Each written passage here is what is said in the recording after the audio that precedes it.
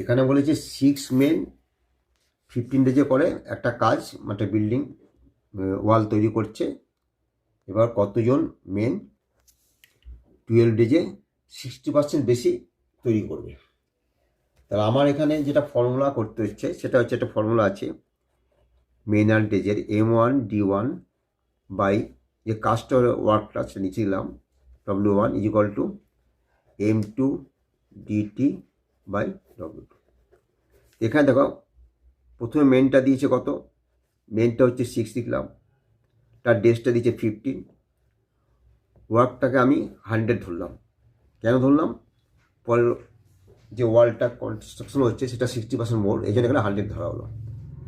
আর এখানে ডেজটা দিয়েছে M2 দিয়েছে, দেখো নাম্বার অফ মেনটা সেটা অ্যান্সার চেয়েছে, আর ডেজটা 12 দিয়েছে, ওয়ালটা বেড়ে যাচ্ছে 60% মোর হচ্ছে, তার মানে এখানে ওয়ার্কটা হবে 160।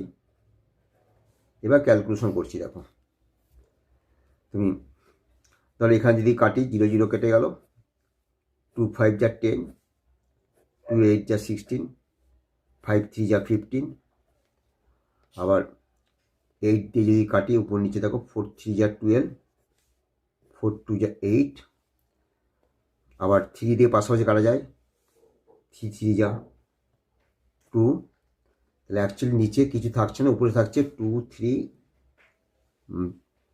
2 আর 3, 2 3 যা 6,